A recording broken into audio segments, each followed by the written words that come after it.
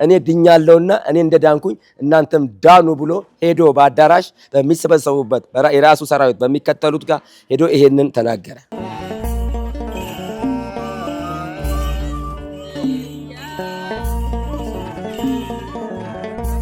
አምልኮት ቤት ነበረ። 8 ነፍስ የምታረድበት 8 ነፍስ የሚቃጠልበት ነበረ። አባቶች ቤቱ መጥተው እንዲያጠምቁ ይጠይቃቸዋል። አባቶች ፍቃደኛ አልሆኑም። ቃልቻ ቤት ቤተክርስቲያን መስሎ ሰላም ለክል ነበረ። ቀስተ ደመና ይመጣና ቤቱ ላይ ስቆም አንድ ቀን 8 ቤት ተቃጠለ አሉ። ቤታቸው ድረስ በመሄድ እስከሚሰበሰቡበት አዳራሽ ድረስ በመሄድ የጌቶች ቤት ተቃጥሏል እባካችሁ ቤት ስሩል ብሎ ሰሩ ተባለ።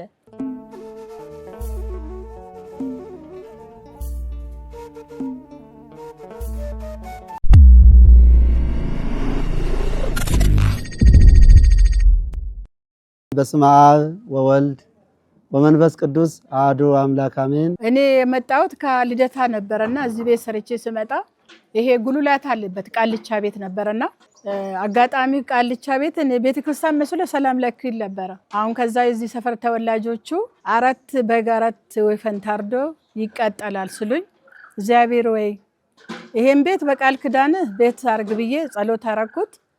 እግዚአብሔር ይመስገን ይሄ ታቦት ያመጣነው እኛ መጀመሪያ ላይ አሁን ዘራብ ያለበት ነበረ 2005 ናሴ 23 አመጣ ናሴ 24 ክብረ በዓላቸው ብፁዕ አባታችን መጥቶ ታቦቱ ወጥቶ ቦታውን ባርኮልን ሄዱ። ከዛም በኋላ ብዙ ፈተናዎች ነበሩ። ያው አምልኮት ቤት ነበረ 8 ነፍስ የምታረድበት 8 ነፍስ የሚቃጠልበት ነበረ። ወተን ወርደን ይሄን ቦታ ያው ገዛን። ይሄን ቤት ደግሞ እኔ ራሴ በራሴ ጀምሬ በራሴ ከሰራተኞቹ ጋር እኛ የቀድሞ 49 የሚባል ነበረ ከነሱ ጋር ይሄን ቦታ ገዛን። ካለው ነባራዊ ሁኔታ ላይ ልዩ መንፈሳዊ ስራዎች እየተሰሩ ይገኛሉ። እነዚህ መንፈሳዊ ስራዎች ደግሞ እንግዲህ ምንድናቸው ቢባል መጀመሪያ የሰው ነፍስ ማዳን ነው። ወደ ልዩ ሃይማኖት የሄዱትን የጠፉትን መፈለግ ነው። ከዚህ ጋር ተያይዞ ባለፈው ግንቦት 26 ቀን 75 የሚሆኑ በወንድም በሴትም ጾታ ተጠምቀው ሀብተ ወልድ ስመ ክርስትናን አግኝተው ልጅነትን አግኝተው ልደታቸውም ደግሞ ከዚህ ጋር ተያይዞ ተከብሮላቸው ቤተክርስቲያን እልል ብላ ተቀበላቸው ነጠላ ገዝተው ቤተክርስቲያኒቷ ማህተመ ክርስትና አስራላቸው እጅግ ደስ የሚል ምህራ ግብር ማለፉ ይታወቃል። ዛሬም ደግሞ እንደገና ተደገመና 30 የሚሆኑ በቁጥራቸው እንዲሁም ጾታቸው ወንድ ሴት ህፃናትንም ጨምሮ ከልዩ ልዩ ሃይማኖት ከዚህ ማለት ባይቻልም ከልዩ ልዩ ሃይማኖት ተመልሰው እዚህ ቦታ ላይ ልጅነትን ተቀብለው ዛሬ ምህራ ግብሩ እጅግ በጣም ደስ በሚል ሁኔታ 25 ዲያቆናት 18 ካህናት ቀሳውስት እንዲሁም ደግሞ 30 ከልዩ ልዩ ሃይማኖት የተመለሱ በዛሬው ዕለት በዚህ ቦታ ላይ ልዩ ታምር ተደርጓል። እግዚአብሔር አብ አዘ ኩሉ ዓለም ላከነ ብሩክ ወልድ ዋሕድ እግዚእነ ኢየሱስ ክርስቶስ መድኃኒነ ብሩክ መንፈስ ቅዱስ በራቅሊጦስ መጽንዮ መንሥኤ ኩልነ ስብሐት ክብር ለስሉስ ቅዱስ አብ ወወልድ መንፈስ ቅዱስ ስሉስ ሩይ ኩሎ ጊዜ ኢዜኒ ወዘልፈኒ ወለዓለመ ዓለም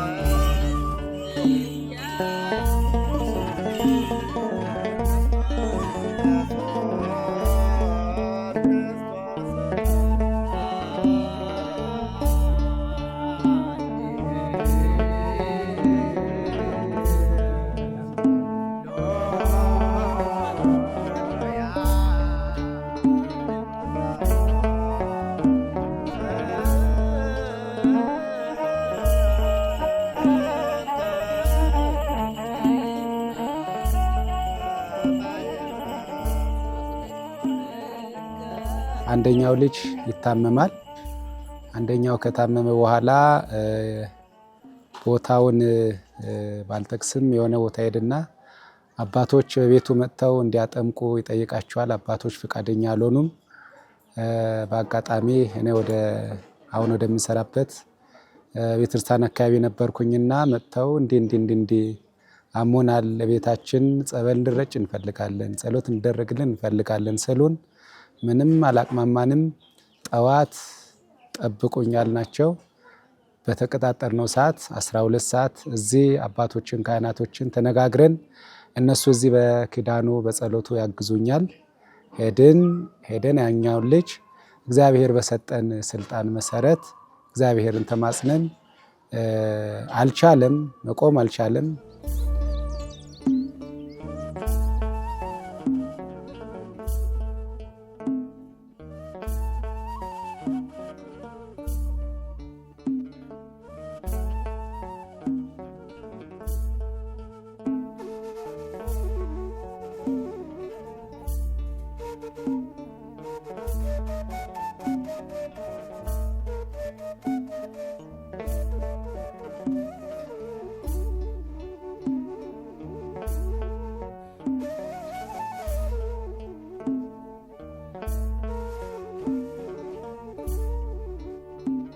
አራት ነፍሳትን ማዳን ፈልጎ ለምክንያት ፈልጎት ይሆን አላቅም። ጸበሉን በምናጠምቅበት ሰዓት በቃ የሆነ ነገር ቀለለኝ አለ። ከዚያ ያወሩበታል። ከሳምንት እየበዙ ሲመጡ ከመምህር ደረጀ ጋር ከደብሩ አስተዳዳሪ ከመላከ ብርሃን ጋር ትልቅ አባት አሉ ወንድማችን የዚህ የሰበካ ጉባኤ ምክትል ዘላለም ከነሱ ጋር በመነጋገር ፍሰቱን ይሄ በብዛት እየመጡ ስለሆነ ምን ይሻላል ብለን እንደመጠራጠራልና ተመካከርን። በእውነት ጻድቁ በረከታቸው ረድኤታቸው ረድቷቸው እንደው ለጥምቀት ቢመጡም እንኳን ግን ቦታቸው ያሉበት ቦታ ድረስ ቤታቸው ድረስ በመሄድ እስከሚሰበሰቡበት አዳራሽ ድረስ በመሄድ ያንን አዳራሽ ቦታ ደግሞ እንዴት ሄዳችሁ ቢባል ከነሱ መካከል አንድ ፓስተር ነበረና ከፓስተሩ ጋር ግንኙነት ማድረግ እኔንን ሃይማኖት መቀበል ፈልጋለሁ፣ ኢየሱስ ክርስቶስን ግን እውነት ዘላለማዊ አምላክ እንደሆነ እናንተ ስበኩን፣ እኛ ደግሞ ኢየሱስ ክርስቶስን ብቻ አይደለም የምንሰብከው ጌታችን መድኃኒታችን ኢየሱስ ክርስቶስ ብለን ነው የምንሰብከው እንጂ ኢየሱስ ብቻ ብለን አንሰብክም። አንተ ጌታችን መድኃኒታችን ኢየሱስ ክርስቶስ የሚለውን ስብከት ሰምተ መዳን ከፈለግ በማለት አዎ ኢየሱስ የሚሰበክልኝ ከሆነ ኑና እዛም እኛ አዳራሽ እውነት እንደኔ መዳን የሚፈልጉ አሉ አለ። እሱም በመሃል ታሞ ነበረና በቀሲስ ምንዳዬ አማካኝነት ጸሎት ተደረገለት። ከህመሙ ዳነ። እኔ ድኛለሁና እኔ እንደዳንኩኝ እናንተም ዳኑ ብሎ ሄዶ በአዳራሽ በሚሰበሰቡበት የራሱ ሰራዊት በሚከተሉት ጋር ሄዶ ይሄንን ተናገረ።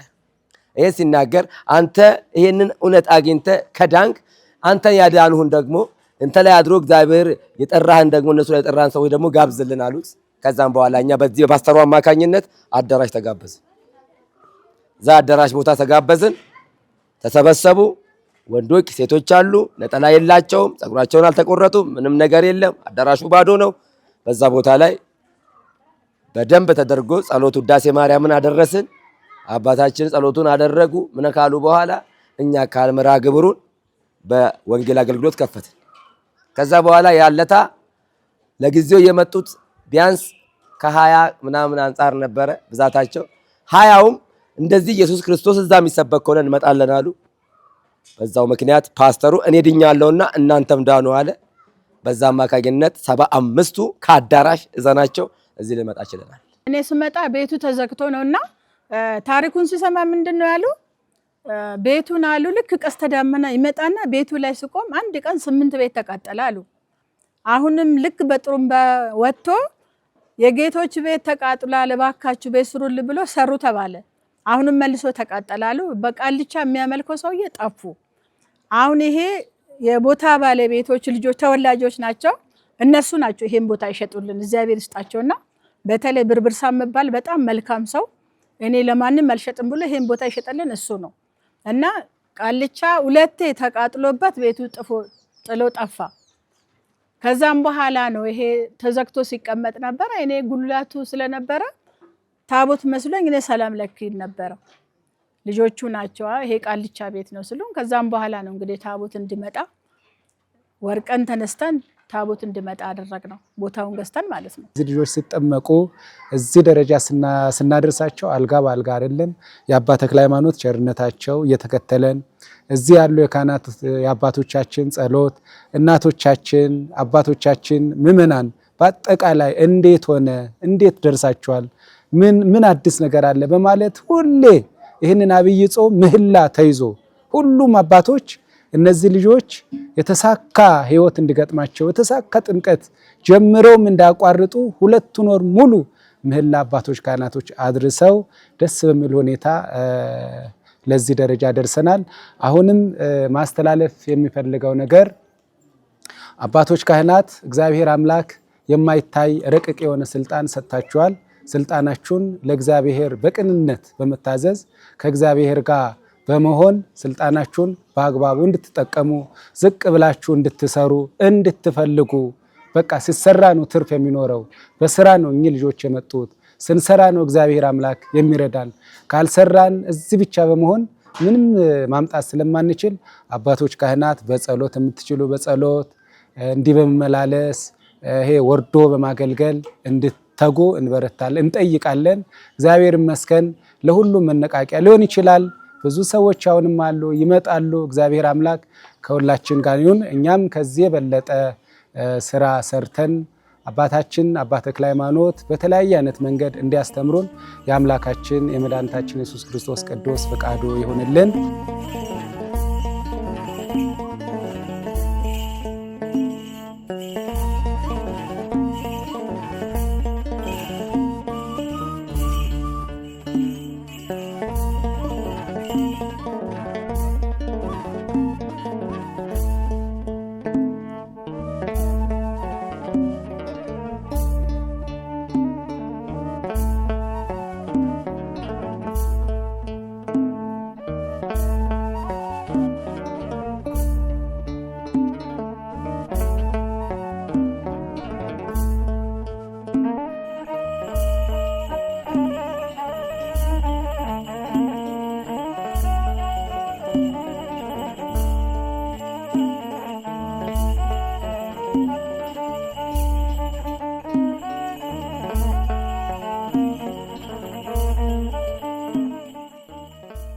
እንግዲህ ይሄ ነገር ሲሆን ምንድነው እሱ ምክንያቱ ቢባል ትልቁ ስራ የተሰራው በጻድቁ አባታችን አቡነ ተክለ ሃይማኖት በረከት ረድኤት አማላጅነት ነው።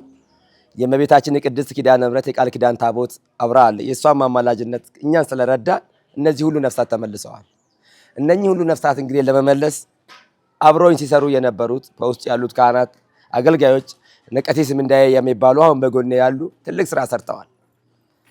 ይሄንን ስራ ግን ለመስራት እነኚህ ነፍሳትን ለመመለስ የወንጌል አገልግሎትን ለማገልገል ከአንድ አገልጋይ ትልቁ ነገር የሚጠበቀው ምንድነው ቢባል ያው ከነሱ ጋራ እነሱን መምሰል ባይቻልም እንኳን ከነሱ ጋራ በማውራት ስለ ሃይማኖት በመነጋገር ነቀፋም እንኳን ቢኖር ጥላቻም እንኳን ቢኖር ቅድስት ቤተክርስቲያን የሰጠችንን ግዴታና ኃላፊነት በአግባቡ በመወጣት እነዚህ ከልዩ ልዩ ሃይማኖት 104 የሚሆኑ በቁጥር ብዛታቸው መጀመሪያ 75 ዛሬ 30 105 የሚሆኑ ከልዩ ልዩ ሃይማኖት ተመልሰው ዛሬ ሊት አግኝተዋል።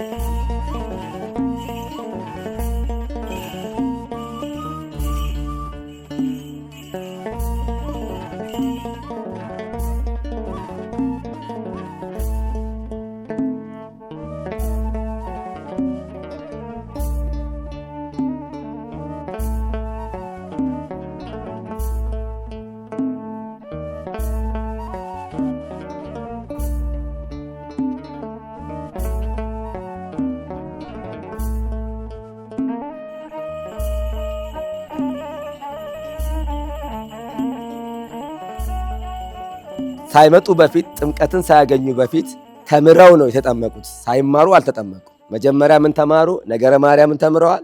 5ቱን አዕማደ ምስጢር ተምረዋል። ትምህርተ ሃይማኖትን ተምረዋል። ነገረ ክርስቶስን ተምረዋል። ይህንን ከተማሩ በኋላ ወደ ስርዓተ ጥምቀቱ በሀገረ ስብከቱ ሊቀ ጳጳስ አማካኝነት በብፁዕ አቡነ ሳዊሮስ መልካም ፍቃድ በሳቸው አማካኝነት እዚህ ቦታ ላይ ግንቦት 26 መጥተው ስርዓተ ጥምቀታቸው ትምህርቱን ተምረው ከጨረሱ በኋላ መጀመሪያ ትምህርቱን ይማሩ ብለው እሳቸው መመሪያም ሰጥተው ስለነበረ ትምህርቱን እዚህ መጥተው ተምረው ከጨረሱ በኋላ እሳቸው እዚሁ መጥተው ታላቁ ካቴድራል ህንጻ ውስጥ ይሄ የሚሰራው ህንጻ ውስጥ ተጠመቁ። ከዛን ከተጠመቁ በኋላ ደግሞ አሁንም ሮብ ዴሊ ሁሌ ትምህርቱ ቀጥሏል። ይሄ ትምህርቱ ሲቀጥል ያዩ ደግሞ እነዚህ ሲጠመቁ ያዩ ደግሞ ያልተጠመቁ፣ እነዚህ ሲያምኑ ያዩ ደግሞ ያላመኑ፣ አሁን ደግሞ ካልተጠመቅን ሊቀ ጳጳሱ ራሳቸው መጥተው ካላጠመቁን አይሆንም በሚል እሳቸው ይመጣሉ። ችግር የለም እናንተ ብቻ ኑ አልን። እነሱ መጡ፣ ከነዛ ጋር ተደመሩ፣ ትምህርት ተሰጠ። በዛሬው ዕለት 30 ተጠመቁ። በሊቀ ጳጳሱ መልካም ፈቃድ በሳቸው እጅ። ቦታውን ከገዛም በኋላ ያው እግዚአብሔር ይመስገን ሰው ማገኘን መምጣት ጀመሩ። እንግዲህ እግዚአብሔር ሲፈቅደው ነው ሁሉምና የቃልቻ ቤት የአምልኮት ቤት 8 ነፍስ የሚታረድበት ሃይማኖታቸውን የሚያውቁበት እግዚአብሔር ቤቱን አድርጎ ጻድቁ ታምረኛ ናቸውና ብዙ ፈተናዎችን አሳልፈናል። በተለይ እኔ ብዙ ፈተናዎችን አሳልፋለሁ። ግን እግዚአብሔር ይመስገን አሁን ሰው አግኝተን ይሄው ህንጻም እንግዲህ ይሄን የመሰለ ህንጻ ነው። ሰው አግኝተን አሁን ይሄው እየለፋን እየደከምን ነው። እንግዲህ እውነት ስለ እውነት ክርስቲያን የሆነ ይሄን አይቶ እኛም ደግሞ መርዳት ይጠበቅባቸዋል።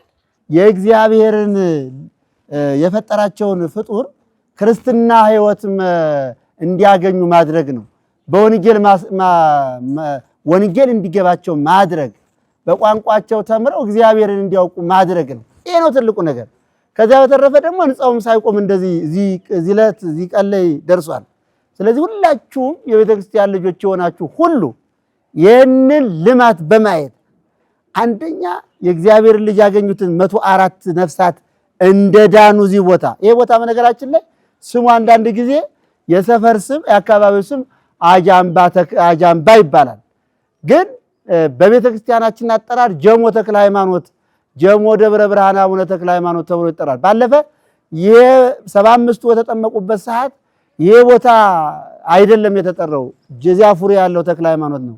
እና ምእመናን ይህንንም እንዳትሰሳቱ ከካራ ቆሬ ከፍ ብሎ ተራራው ዝቅ ብሎ ቀይ ጣራው ቀይ የሆነ ከላው የሚያምር ጉልላት ያለ በርቀት የሚታይ በአራቱም ማዕዘን የሚታይ አጃምባ ተክለ ሃይማኖት ነው በሰዎች አጠራር ማለት ነው። ግን በቤተ ክርስቲያናችን አጠራር ጀሞ ደብረ ብርሃን አቡነ ተክለ ሃይማኖት ቤተክርስቲያን ይባላል። ስለዚህ የተጀመረውን ህንጻ በጋራ እንድናስፈጽም የቀሩትንም ደግሞ በጋራ ወደ ቤተክርስቲያን እንዲመለሱ እርስ በርሳችን እግዚአብሔርን እየለመንን ጸሎት እያደረግን የራሳችንን የሥራ ኃላፊነት ወይም ደግሞ ምድራዊ ጊዜያዊ ኑሯችን ላይ እያለን ሰማያዊ ዘላለማዊ ህይወታችንን የሚያበቃንን ስራ አብረን እንስራ እላለሁ። አመሰግናለሁ።